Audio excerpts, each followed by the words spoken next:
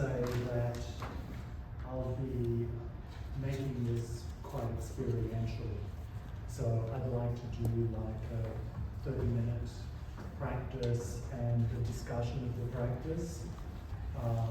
And so what I'm going to do is a short talk of about 10 minutes. And I'm going to keep it really tight. And in order to do that, I've got a script here, and I'm just going to go through it very quickly. And then we'll get into the practice, and then I'll say a few things as we start that practice.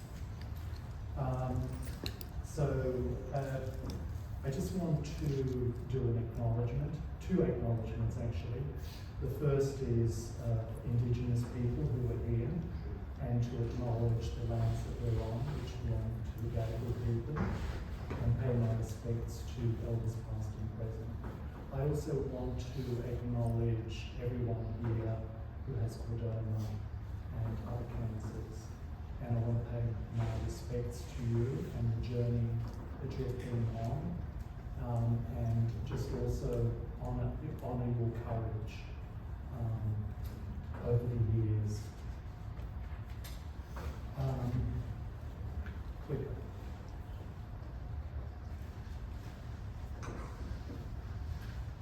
So this is a little bit about me, some of the work that I've been doing over the years, my current affiliations, in terms of the work that I do in cancer. It's a Chris O'Brien's Lifehouse, which is here in Sydney.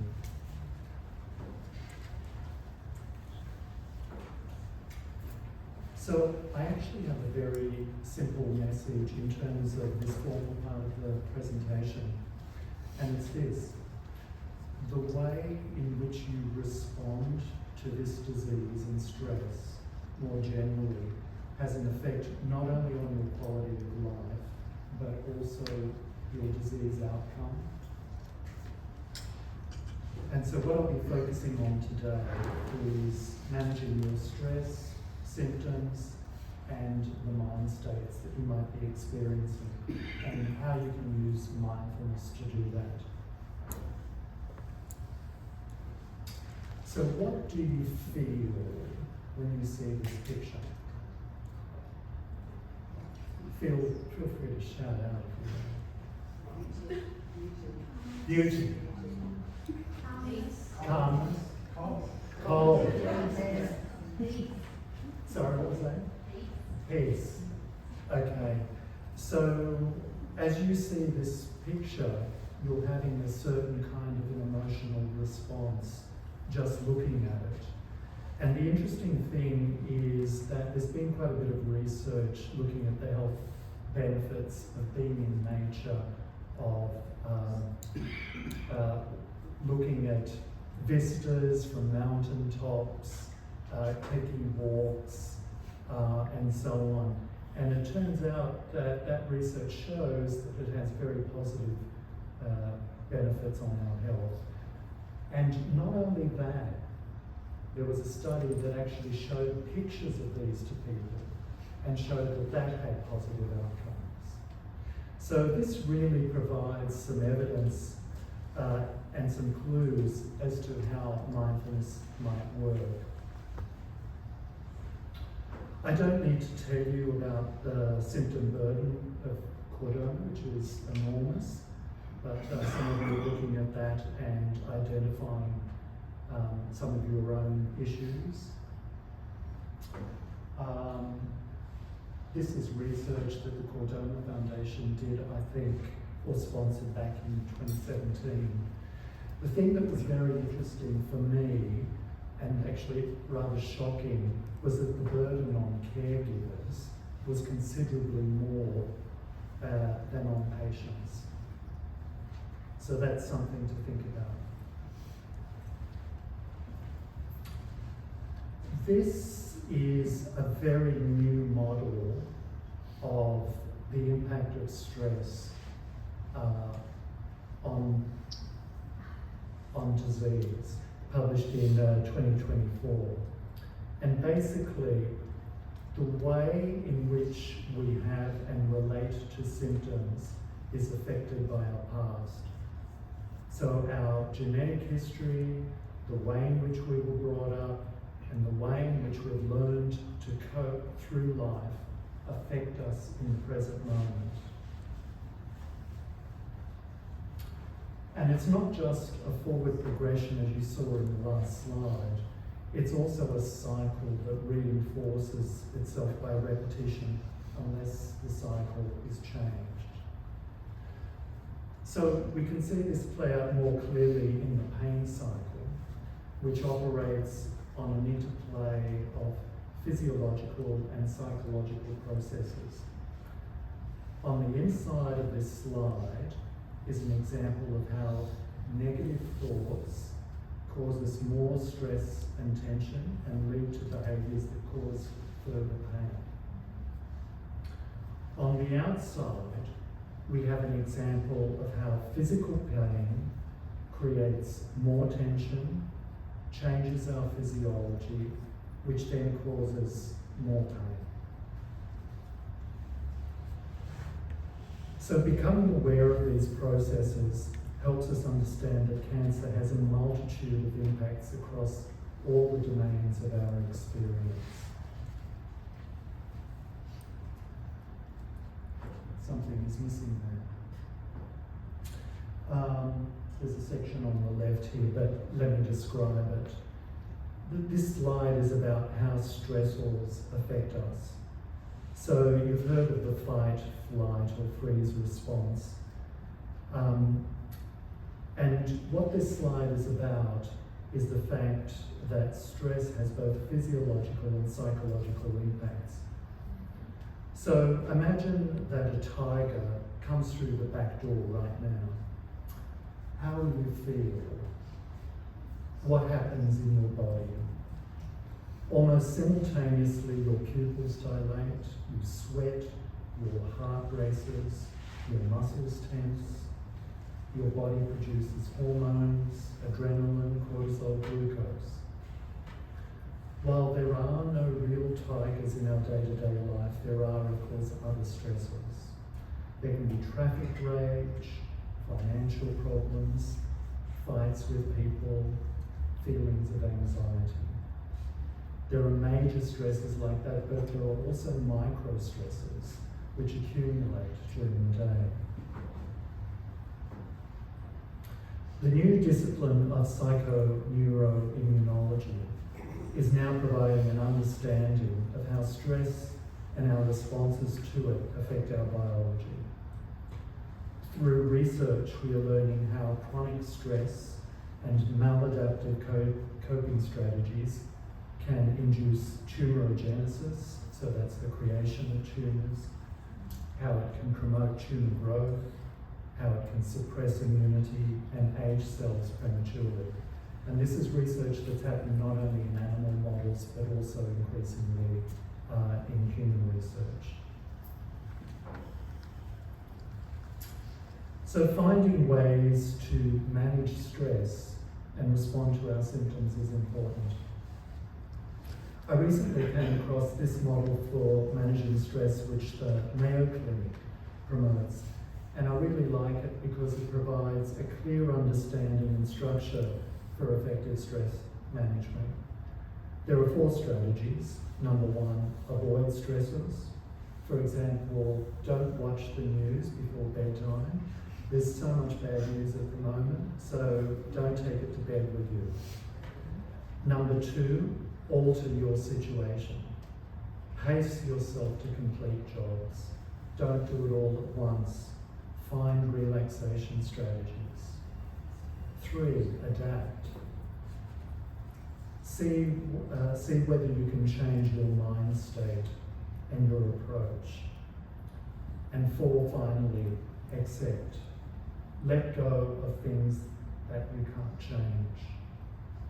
You can use whatever helpful strategies you've developed or find new ones.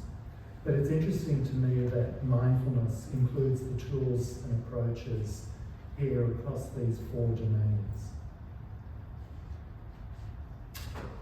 All right, I think I'm doing okay for time.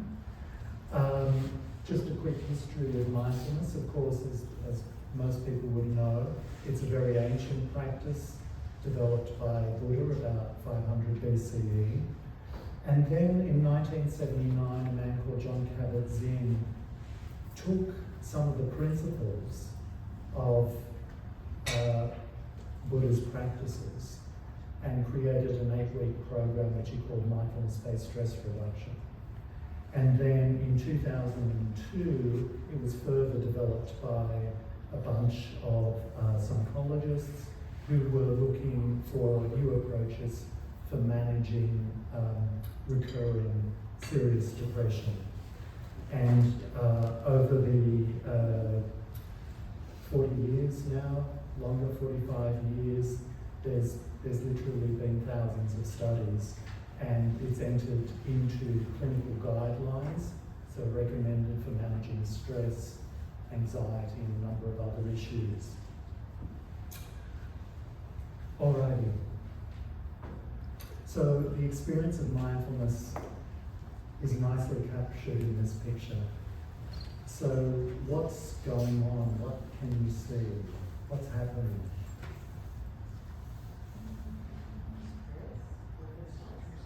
Stress. So the man presumably is stressed. Right. He's taking his work with him. So the man is looking at this beautiful scene with his, presumably, daughter. The daughter is just looking at the scene and just experiencing the scene as it's occurring in real time. The man is actually somewhere else. He's back in his office. And when we think about our experience, that is what we tend to do. How many times have you been taking a shower and all of a sudden you've noticed that you're having a conversation with the people back at the office? They're all in the shower stall with you, right? So that's the kind of experience that is happening continuously in our life. What is happening here?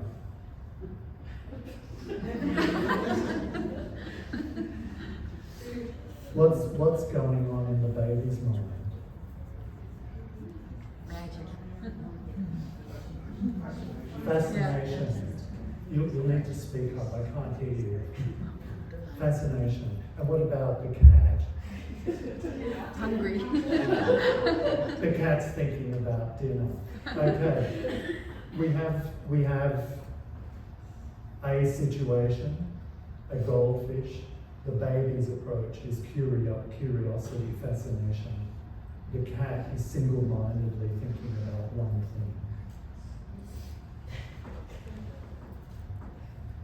thing. All right, so clearly we can have an experience in the present moment, but we can have a different experience based on what our attention and our attitude is. So my invitation as we start this practice is to simply be present for your experience. So I'm going to take you through a guided practice, and then we'll have a conversation about that and what you've experienced. If you don't want to do the practice, that's fine. Feel free to leave the room. I won't be offended. If you find that you don't want to sit, you can stand at any time. And if you want to lie down, that's also perfectly permissible. So what I'll be doing is giving you some instructions, and we'll just have a bit of a conversation afterwards about what you experience. I think I have to stay at the microphone so you can hear me. All right, here's the invitation. To just get comfortable in your chairs and sit with your feet firmly planted on the ground.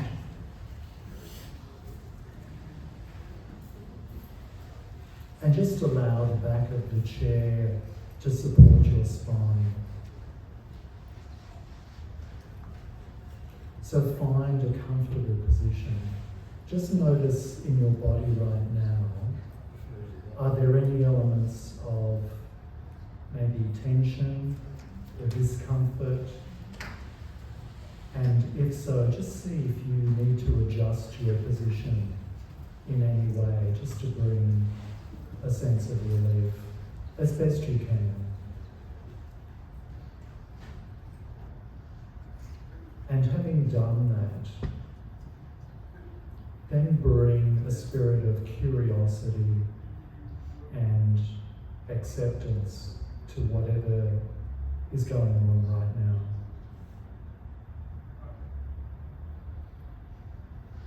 And I'm just going to direct your attention to various parts of the body.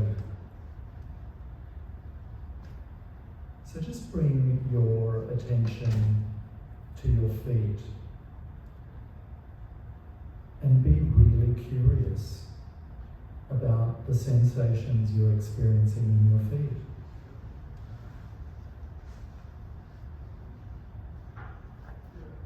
So just notice the sense of pressure and touch.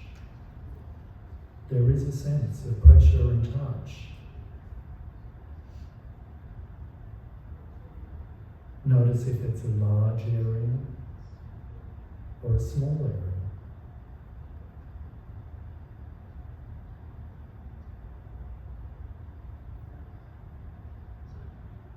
As we do this practice, you might also notice that your attention wanders off.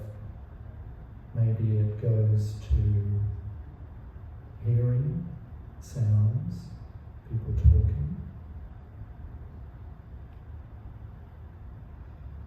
If your eyes are still open, you might choose to close your eyes. You might notice thoughts coming up into your head. So as that happens, just notice the thoughts and then let them go and just come back to the feet. So noticing the sensations of your feet. Just notice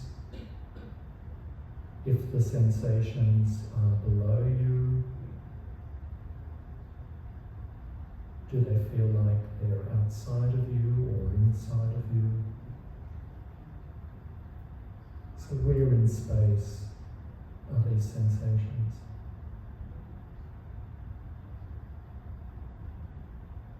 You might notice your attention wandering, and if so, just bring your attention back to the feet.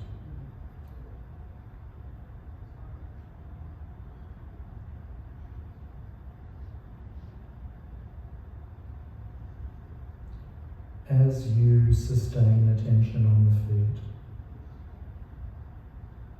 just become curious about any other sensations that you're noticing there.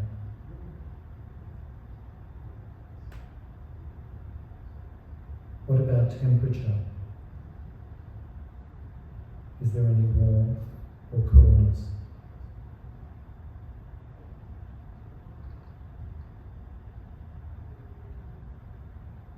Is that at the bottom of the feet, or the top, or the sides? Is it cold in some places and warm in other spots?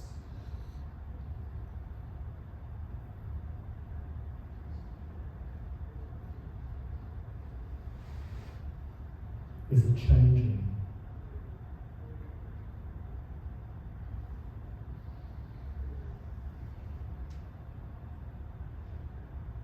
If you notice your attention getting caught up in judgments, ideas, analysis, just notice that and let it go and come back to just observing the sensations in your feet.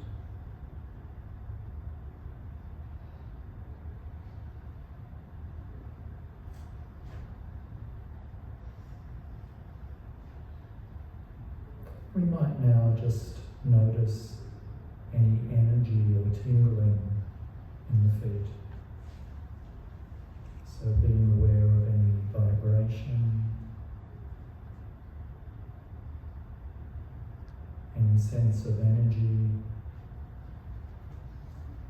Is it fast or slow, like a pulse?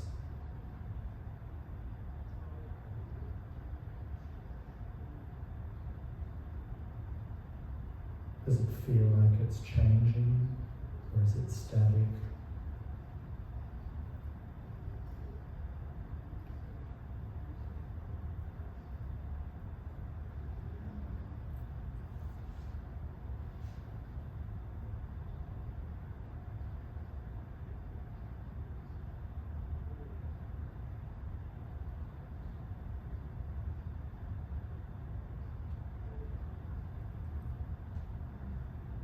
Just relaxing, letting go of any thoughts, and simply allowing whatever is happening right now.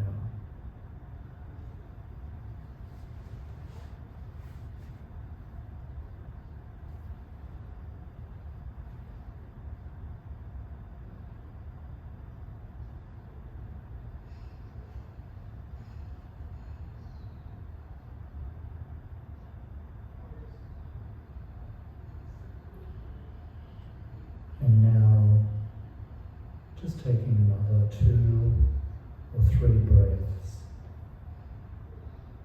and slowly opening the eyes.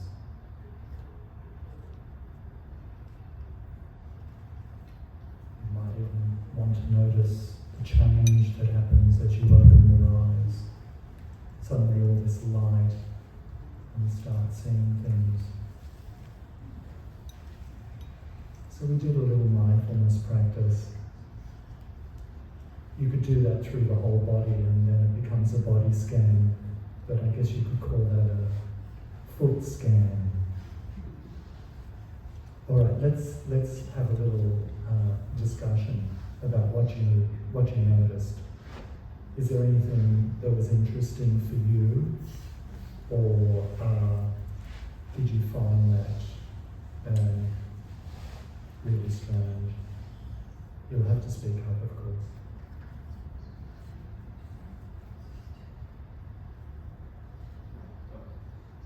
They saw things before, they saw things once, and just shut off from the rest of the world. So you were totally focused on the experience, the sensations of your feet. Was in the beginning, and just drifted away. When you start talking, it's sort of like interruptions where it was. Yeah, yeah. So you noticed a change that happened. It's a little bit difficult to get into it. Just stepping away from yourself. Stepping away from yourself.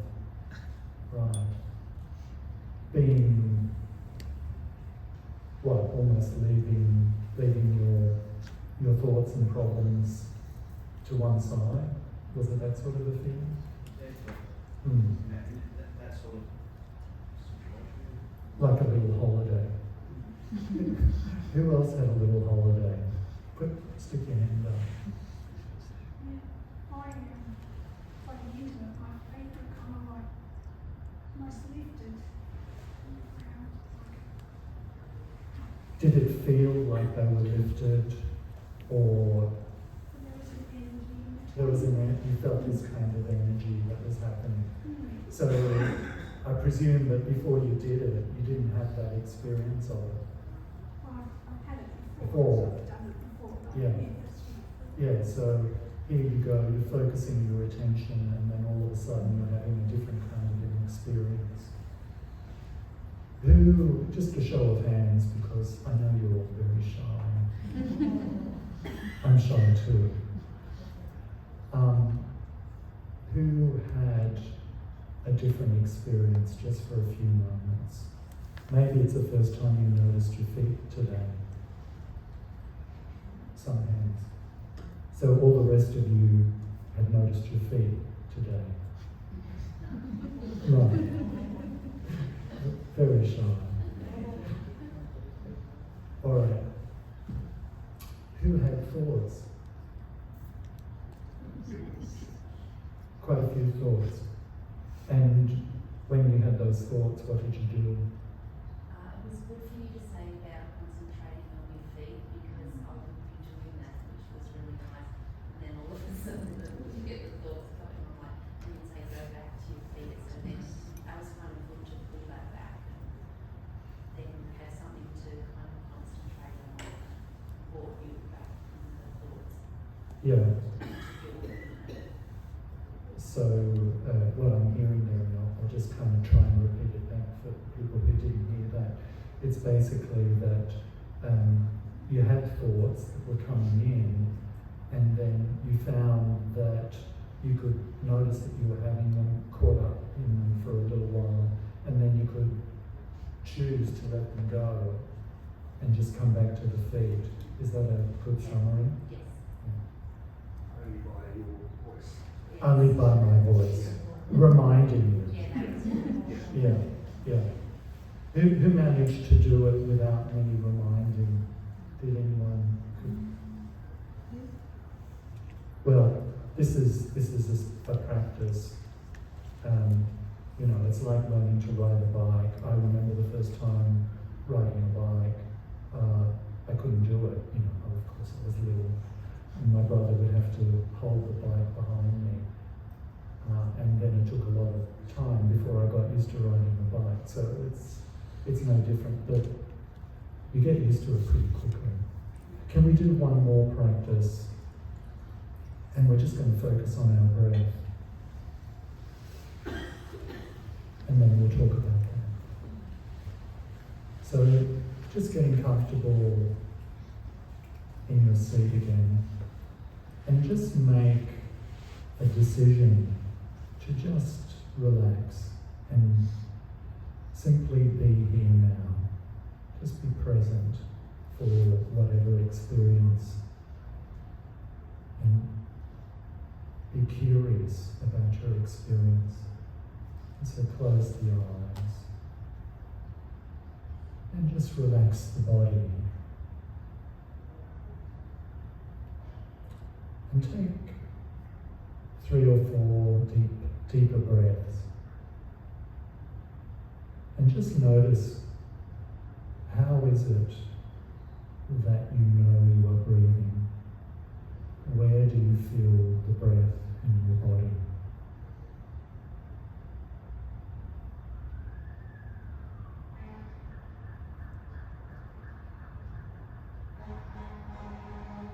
You'll notice sounds, and noticing the sounds, come back to the breath.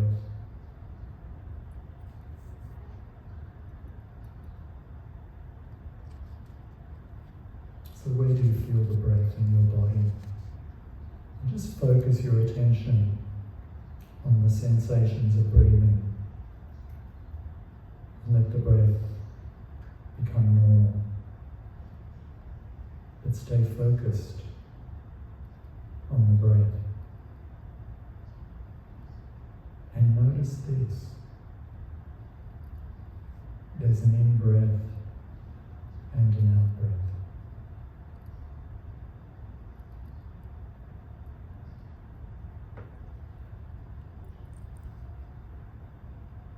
If you have any thoughts, just notice thinking.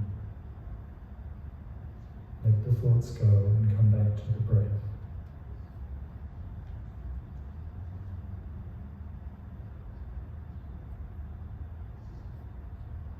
And just noticing in the breath if there are any pauses or gaps. Maybe there's a little pause or a gap between each breath.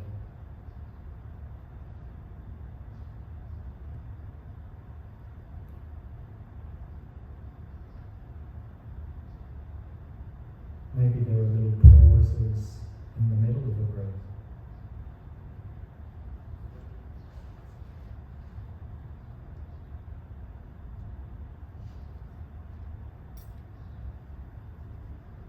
So just noticing any changes in a single breath.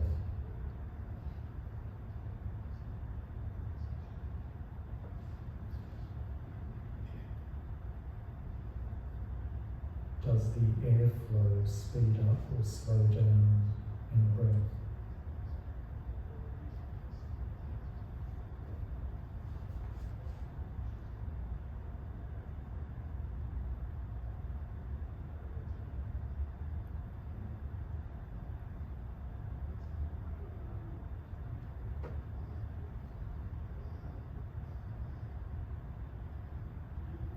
Is each breath different or the same?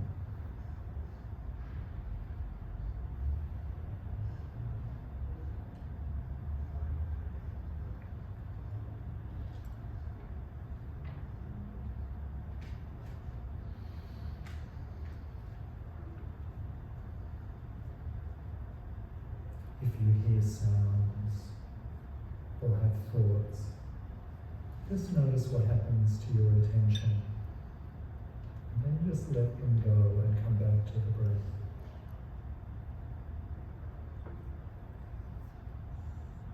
How is the breath changing? Is it becoming deeper or shallower?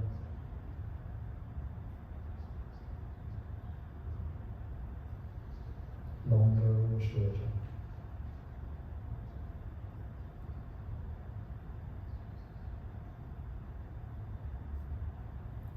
If you miss any changes in the breath, never mind, just catch the next one.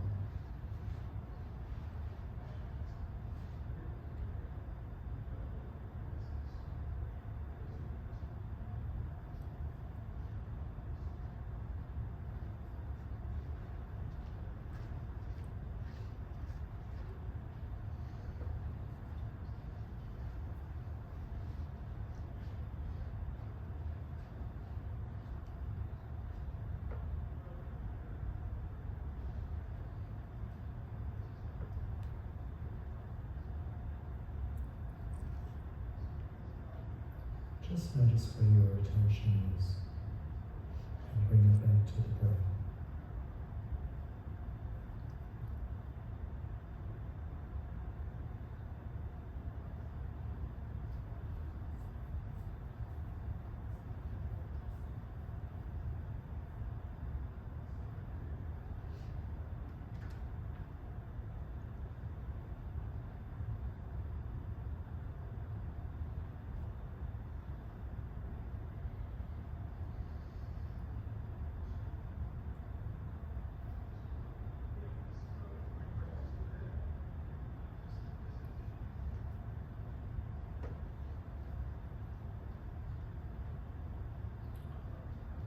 And now taking another 4 or 5 breaths and slowly open the eyes, but notice the change that happens as you open your eyes.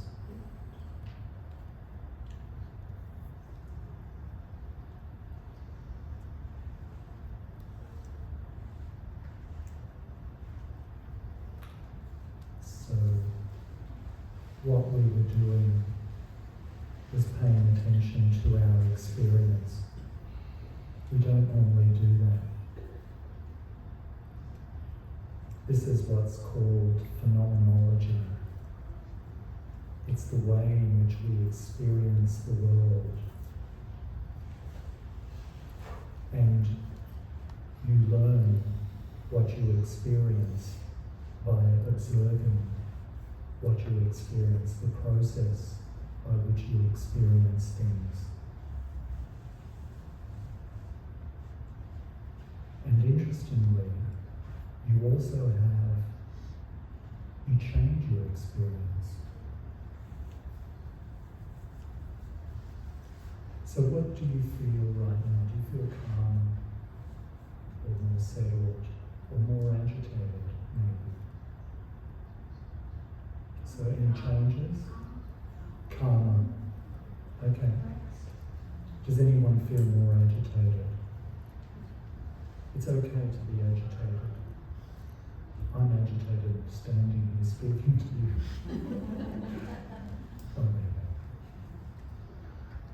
Okay, so we noticed we did a practice The practice was simply about applying our attention. It's what we're doing. We're just talking about noticing what happened as we practice. I just want to talk about the attention cycle. I got you to focus on your feet and your breath. And then, did everyone have an experience noticing that their attention wandered? Probably to thoughts. Okay, so that's circle number 2. And then for a moment, it could have been a second or it could have been 5 minutes. You were completely lost in your thoughts. And then what happened? You heard me saying, just let the thoughts go and come back to the sensations that you're experiencing. So you noticed you were distracted, and then you returned your attention back to the sensations that you were observing. Is this a good summary of your experience? Did anyone have a different experience? Oh, yes. I would acknowledge my thought and bring myself back to what was feeling, but then at the same time, as I was following your instructions and feeling my feelings, I would still be having thoughts simultaneously. So it was almost like the thoughts were happening continuously, like background Even if I was noise. congratulating myself for bringing my thought back, it was still there. Yeah, that can happen. It can happen. Were there any moments when you had no thoughts at all? Yeah. A few moments.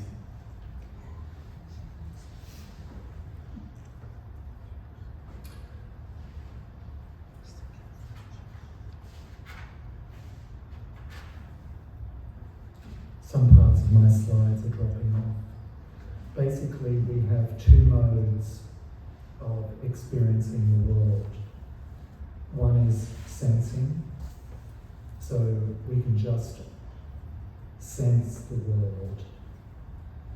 And we can also have an experience of the world where we're thinking about it.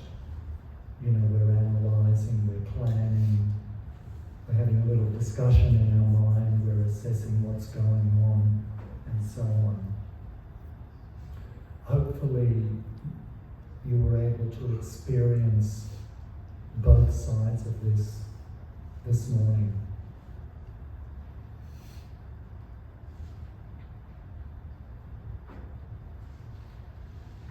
And as we observe our body, we can have all kinds of sensations that we notice. So a lot of physical sensations, we can have emotions, and we can notice thoughts as well. Did anyone have any emotions that came up that they noticed as we were doing these practices? No, just thoughts, vanilla thoughts, or maybe planning, whatever. Sometimes we can be doing this and the thought comes up, why am I wasting my time doing this? I could be out enjoying the sunny day at the beach. I'm getting really angry about why I have to sit through this boring presentation. And then it starts getting a bit emotional. Sometimes we can notice that. And when that happens, that's very interesting, because we notice we had a thought and it triggered an emotion. Imagine that. The thought triggered the emotion.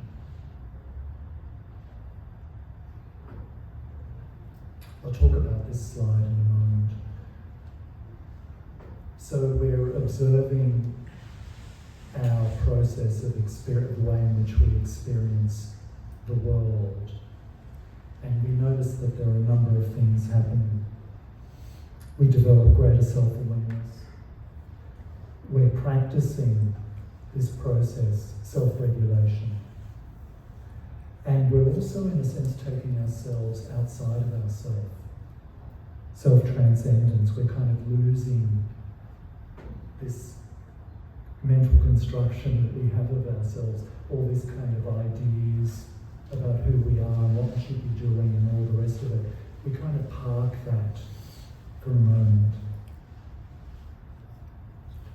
And as a result, we have not only a change of perspective on the self, on who we are, but also a change on the perspective of the way in which we experience the world. How are we doing for time? 4 moments. 4 moments.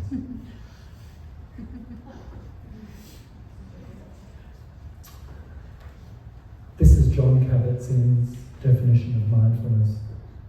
Paying attention, well, he called it a definition, but it's really a description of what we're doing.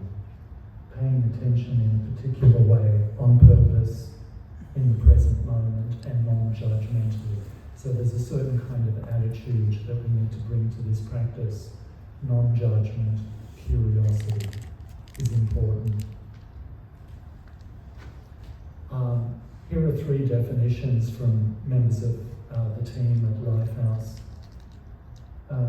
Mindfulness is an attuned, attentional relationship with all of our experience done with discernment, kindness, and equanimity. Equanimity is just allowance, acceptance. This is my definition that I like. I love them all. Mindfulness is a process and practice for observing, understanding, and transforming the way in which we experience the world. And my colleague Michael, mindfulness is the art and skill of choosing to bring attention to a particular point, object, or experience, while also noticing the relationship we are having to it.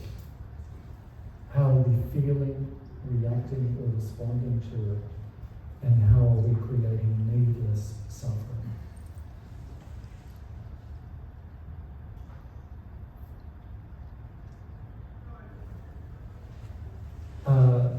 Reasons for using mindfulness. Hopefully you got an embodied experience of that this morning. You know, maybe a sense of peace, maybe an idea that I can actually change things. I can change how I'm experiencing the world. I can have a different relationship to these negative thoughts. I can have a different relationship to the pain that I'm experiencing in my body. How do we practice it? Through a regular daily meditation practice. Micro practices, we can do mindful eating, mindful walking, and importantly, having a mindful mindset, knowing that we can change our experience. We can change it at any moment. We just have to turn that switch. There are some other practices. I've got a handout. You can scan the QR code. Are these presentations being given to people at the end? Are they being? They could they be, are. yeah. And there are some resources and things there that you'll see all that in. There's a little booklet here. You can either take a picture now and get access to it, or you can wait till you get the presentation. This is Chris around Lifehouse, where I work, Integrative Cancer Centre, where there's a strong focus on supportive care. So I work with amazing practitioners, acupuncturists, reflexologists. The exercise team is world leading. I'm very privileged to have been working here for 12 years. And the other people that I've mindfulness team that I've been working with over the years. Together, we worked out that we have 50 years of practice between us, which is pretty good. So thank you.